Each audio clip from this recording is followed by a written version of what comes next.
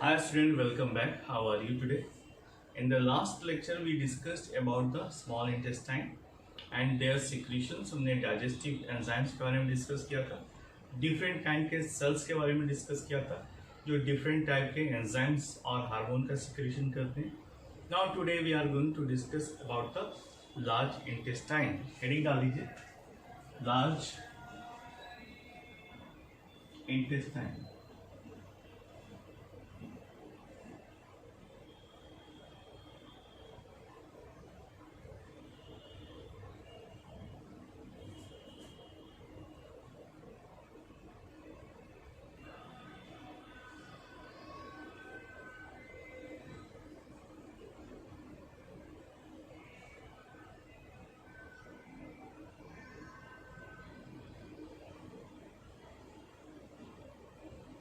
Okay, so large intestine is the part of our alimentary canal which is about 1.5 meter long and it consists of three parts: cecum, colon and rectum. इसमें तीन part पाए जाते हैं, colon पाया जाता है, caecum पाया जाता है और रेक्टम पाया जाता है.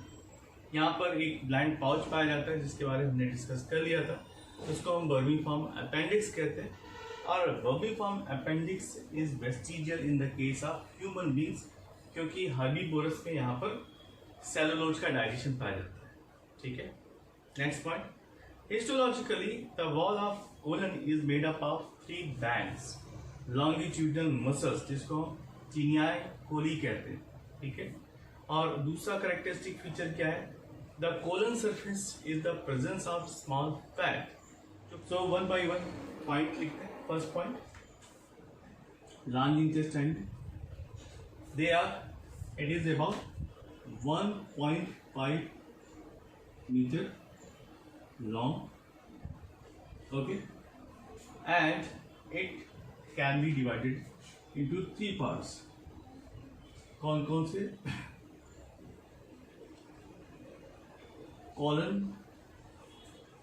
कोलन, सीकम और रेक्टम. सीक्वेंस से लिखते हैं. फर्स्ट सीक्वेंस वाइज अगर लिखें तो फर्स्ट आएगा सीकम,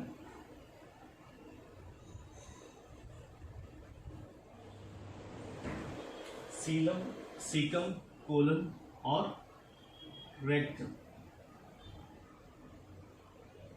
लार्ज इंटेस्टाइन को इन तीन हिस्सों में डिवाइड किया जा सकता है.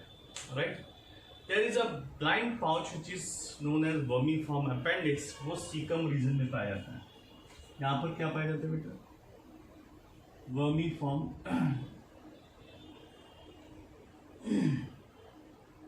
अपेंडिक्स जो कि वेस्टिजियल होता है. हर्बीवोरस में ये एक्टिव होता है क्योंकि यहाँ पर सेलुलोज का डाइजेशन होता है. और walls of colon have a sac जिसको हम हस्त्रा कहते हैं. ठीक है, यहाँ पर हस्त्रा मौजूद होता है.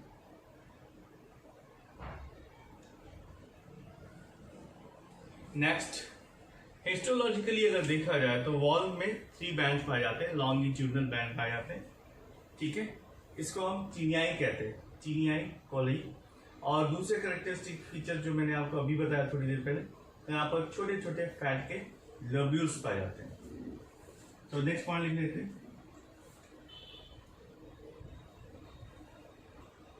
Characteristic feature of colon.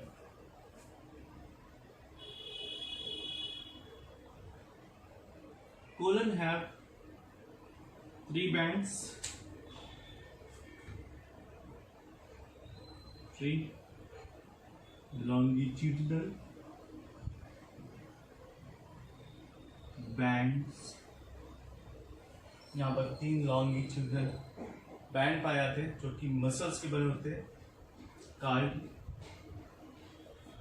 इसका नाम है चिनियाई. यहाँ पर चिनिया कोली पाए जाते हैं. दूसरा कैरेक्टरिस्टिक फीचर कोलन का क्या है? यहाँ पर स्मॉल फैट फिल्ड प्रोजेक्शंस पाए जाते हैं जिसे हम इपीपॉलिक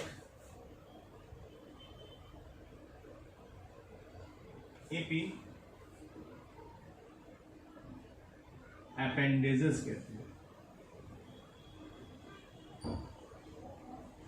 ब्रैकेट में लिख लीजिए, it is a fat film projection, fat film projection.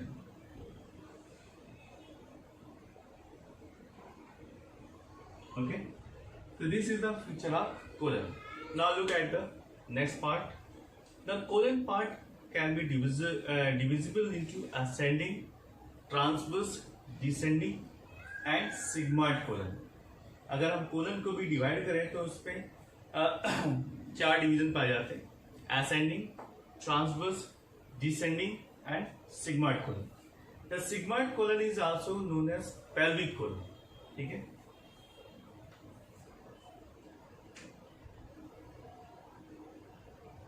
colon.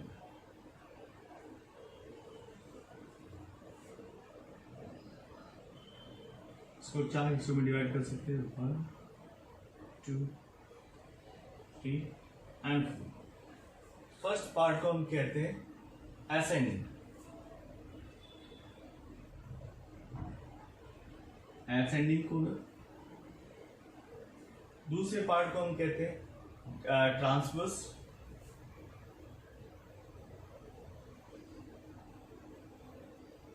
और तीसरे पार्ट को हम कहते हैं डिसेंडिंग. और चौथे के कहेंगे सिग्मॉइड.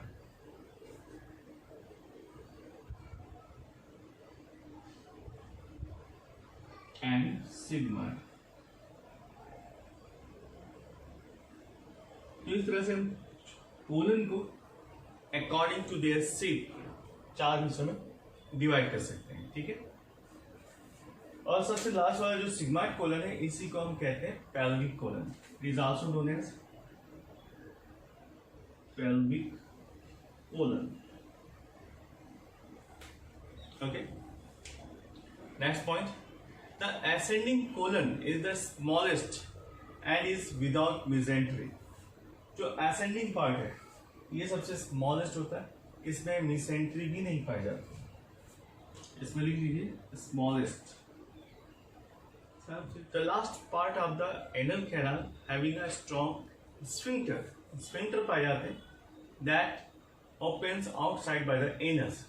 इन सर्टेन कंडीशंस जैसे कॉन्स्टिपेशन वगैरह होता है तो rectal veins can be distant और इनलार्ज्ड. यानी अगर कॉन्स्टिपेशन की शिकायत होती है किसी को तो जो वहां पर पाए जाने वाले वेन्स हैं वो डिस्टेंट हो जाते हैं, फैल जाते हैं और इसकी वजह से इनमें इनलार्जमेंट पाया जाता है, बड़े हो जाते हैं और इससे जो वॉल्व होती है वो कमजोर हो जाती है and that leads the swollen area जिसको हम हेमोरॉइड्स कहते हैं. इसी को हम हेमोरॉइड्स कहते हैं. तो लिख लीजिए हेमोरॉइड. हेडिंग डाल दीजिए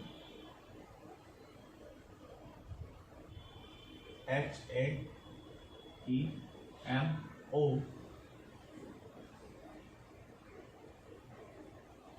Hemorrhoids.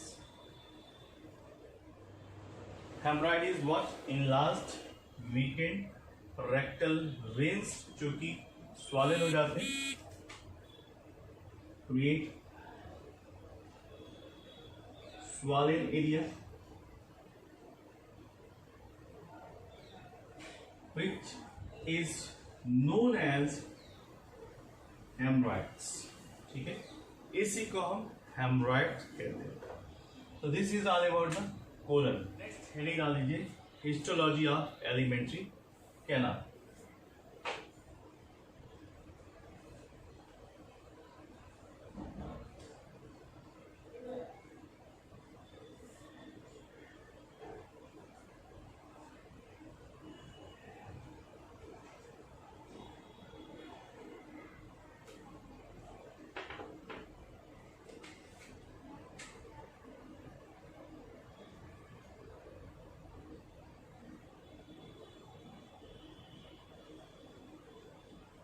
Histology of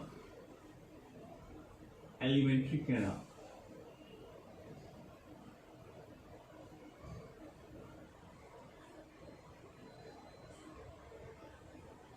Okay.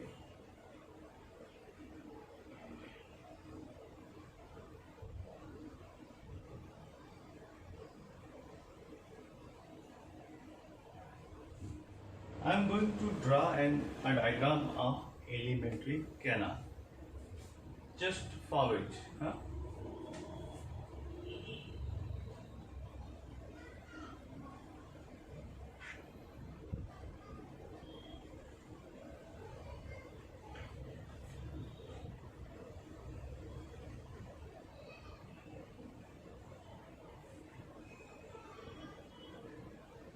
मैं हाफ सेक्शन का डायग्राम ड्रॉ करूँ.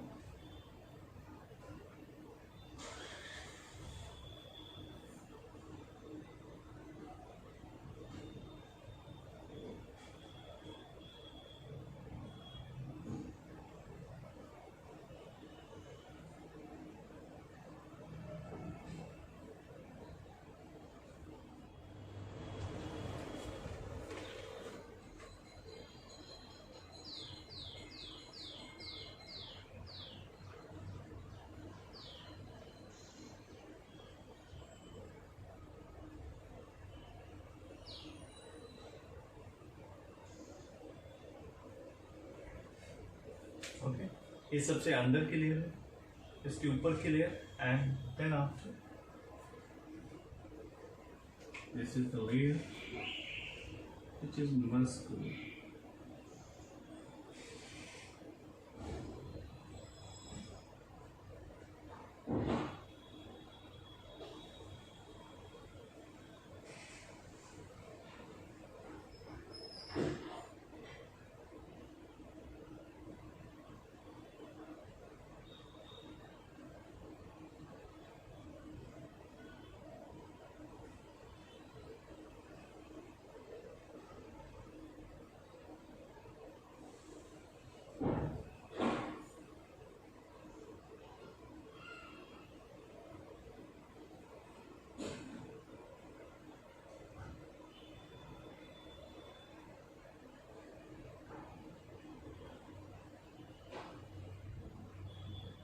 ओके, ये है circular muscles.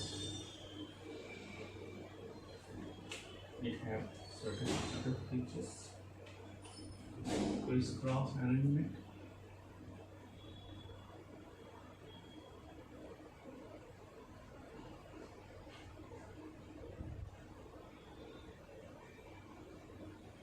Okay. Then after layer by the next layer.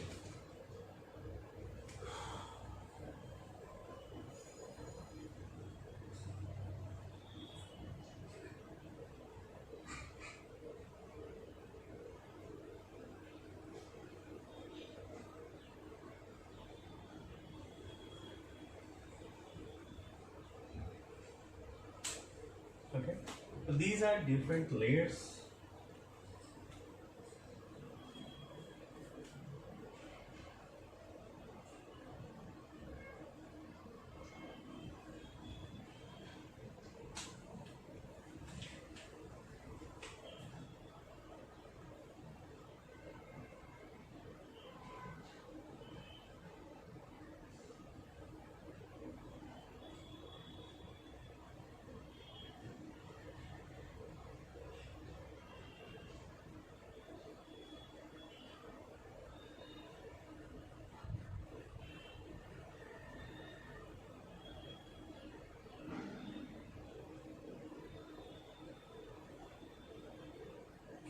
Okay, so these are arrangement of,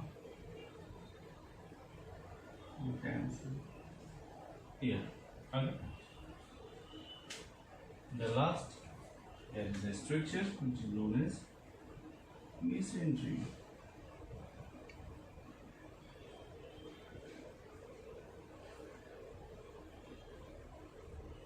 अब इसे नॉर्मल क्लेचर कहते हैं. ऊपर की जो लेयर होती है उसको सीरोसा कहते हैं. सीरोसा. उसके बाद की जो लेयर होती है उसको हम कहते हैं लॉन्गिट्यूडिनल मसल्स. ठीक है, तो ये स्ट्रक्चर आपको जो दिखाई दे रहा है ये लॉन्गिट्यूडिनल मसल्स है. longitudinal muscles.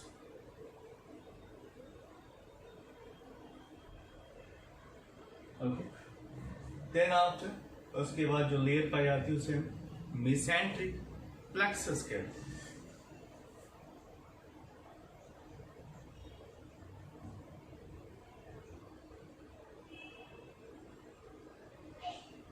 Mesenteric plexus. Then after उसके बाद की जो लेयर है उसको हम कहते हैं सबम्यूकोसा।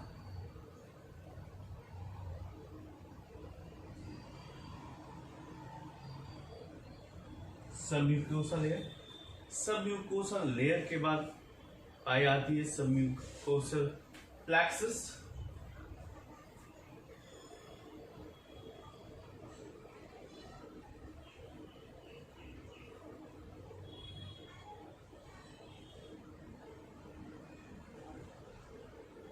प्लेक्सस एंड और सबसे लास्ट में पाई जाती है म्यूकोसा लेयर, ठीक है। और म्यूकोसा के ऊपर पाई जाती है मस्कुलरिस म्यूकोसा, ठीक है। ये है सबसे लास्ट, इसको हम क्या कहते हैं, म्यूकोसा लेयर। और म्यूकोसा के ऊपर वाली जो लेयर है उसको हम कहते हैं muscularis mucosa.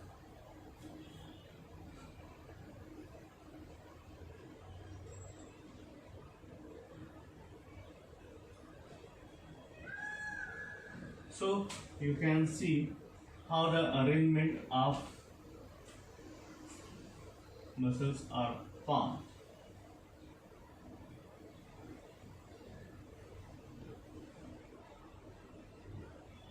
So this is all about the structure, and this part is known as mesentery.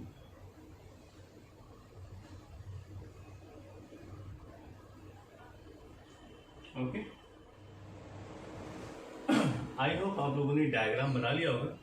Now let us study about the different type of layers. जो एलिमेंट्री कैनाल पाई जाती है ये 4 लेयर की बनी होती है। आउटर से लेकर इनर देखते हैं। फर्स्ट है सीरोसा, मैं आपको समझाते हुए चलता हूँ, आप डायग्राम में भी देखते रहिएगा। It is the outer most layer of alimentary canal. ये एलिमेंट्री कैनाल की सबसे बाहर की लेयर होती है और इसको हम ट्यूनिका एडवेंसिया भी कहते हैं। In the case of oesophagus, oesophagus में से ट्यूनिका एडवेंसिया कहा जाता है, which is made up of fibrous connective tissue. तो सीरोसा किसकी बनी होती है, आप एक हेडिंग मैं थोड़ा सा इसको रब कर देता हूं।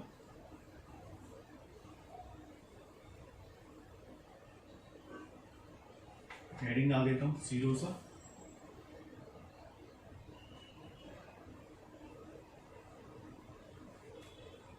इंपॉर्टेंट पॉइंट है, यहाँ ईसोफेगस में से ट्यूनिका एडवेंसिया कहते हैं और ये बनी होती है फाइब्रस कनेक्टिव टिश्यू। देख लीजिए, it is made up of fibrous connective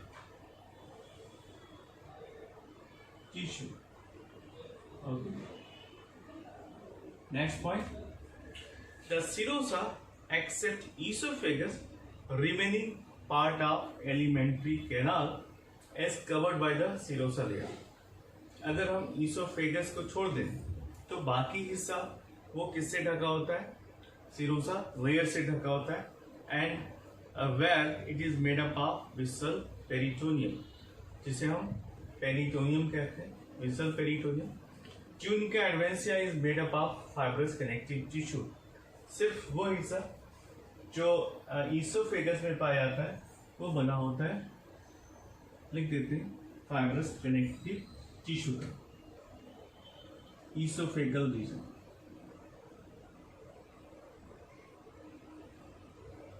याद रहेगा, सिर्फ ईसोफेगस में ये फाइब्रस कनेक्टिव टिश्यू का पाया जाता है। Next point,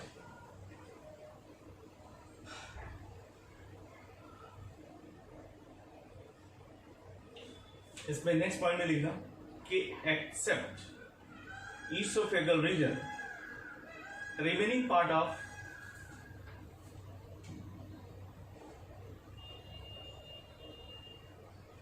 esophagus,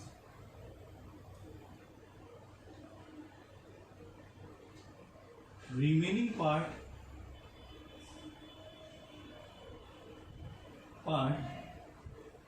is made up of peritoneum, जिसे हम विसरल पेरिटोनियम कहते हैं,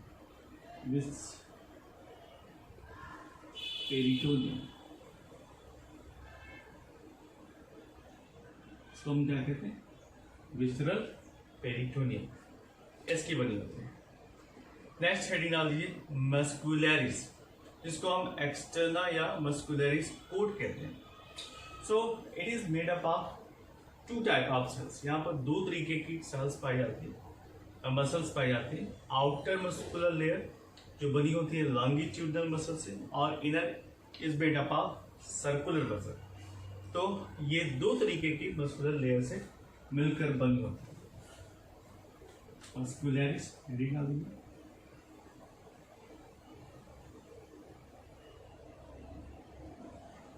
Muscularis external,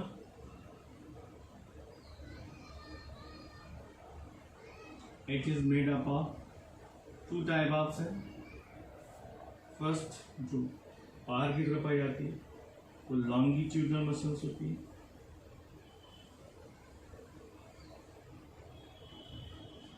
और दूसरी सर्कुलर होती है।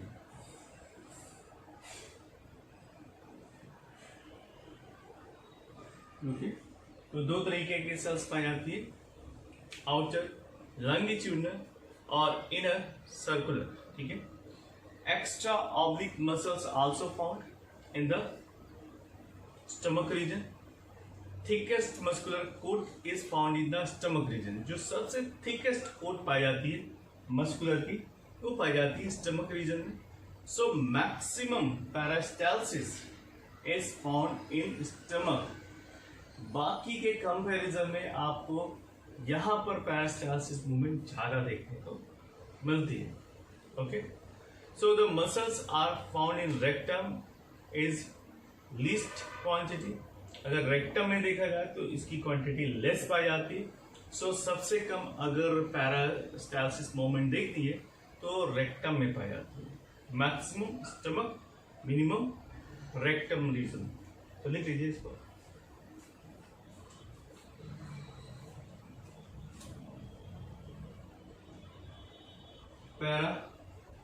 पेरिस्टाल्सिस मूवमेंट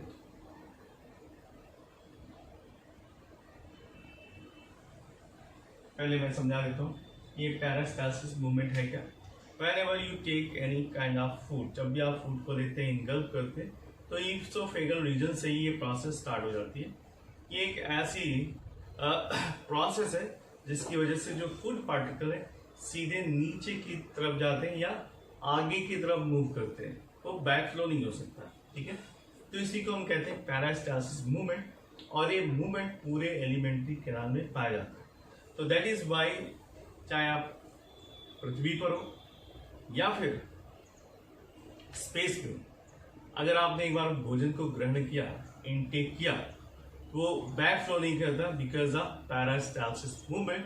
वो आगे की तरफ ही फोल्ड फ्लो करता है और स्टमक रीजन में आता है, और स्टमक रीजन में आने के बाद वो धीरे धीरे पास होते हुए रेक्टम से बाहर निकल जाता है। अगर ऐसा नहीं होता तो हम स्पेस में भोजन नहीं कर सकते थे। That is very interesting point, right. So peristalsis movement is very unique movement by which the movement of food particles from the mouth region यानी esophagus से start होता है through the rectum चलता रहता है, but maximum is found in the stomach region because यहाँ पर जो oblique muscles पाई जाती हैं plus longitudinal और circular muscles पाई जाती हैं, इनकी वजह से movement ज़्यादा पाया जाता है। इसमें लिखना maximum in stomach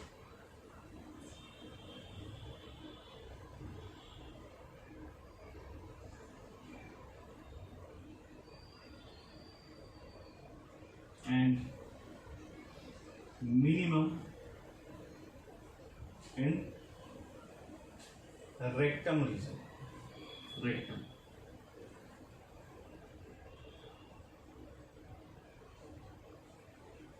ऑलराइट, इसके बाद नेक्स्ट आता है सबम्यूकोसा रीजन।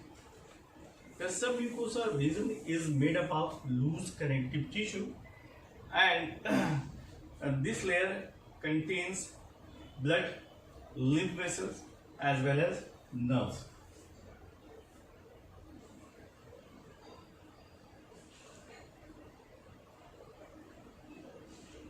नेक्स्ट हेडिंग डाल दीजिए,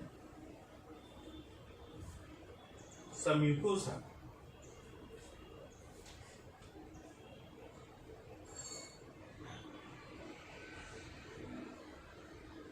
The submucosal layer is made up of loose connective tissue. Loose connective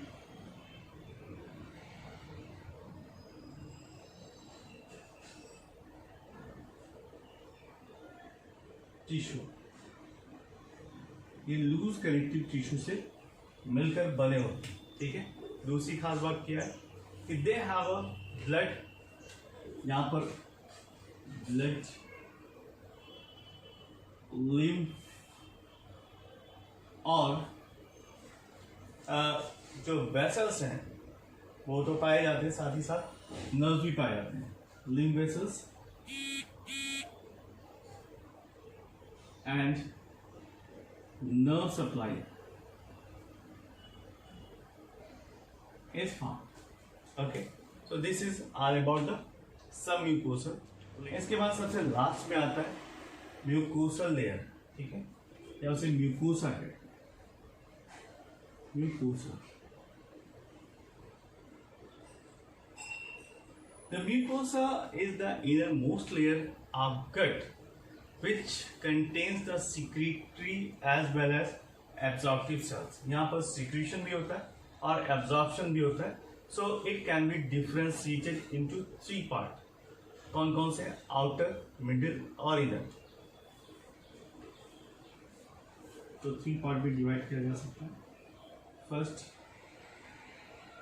outer part.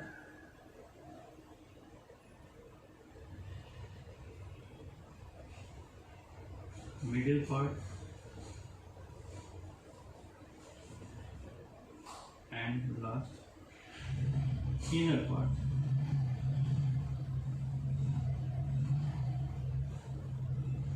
So the outer part of mucosa, जो outer part है उसको mucosa muscularis भी कहते हैं या फिर मस्कुलरिस इंटरना भी कहते हैं, and it is made up of longitudinal and circulatory muscles.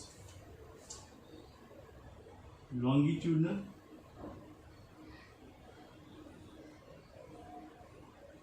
plus circular, दोनों ही मसल से मिलकर बनी होती है। And these muscles are vestigial, लेकिन खास बात ये है ये मसल्स एक्टिव नहीं पाए जाते। But why they are found? They provide supports to the folds of alimentary canal. ये एलिमेंट्री कैनाल्स में जो फोल्ड्स पाए जाते हैं उसको सपोर्ट करते हैं। ओके,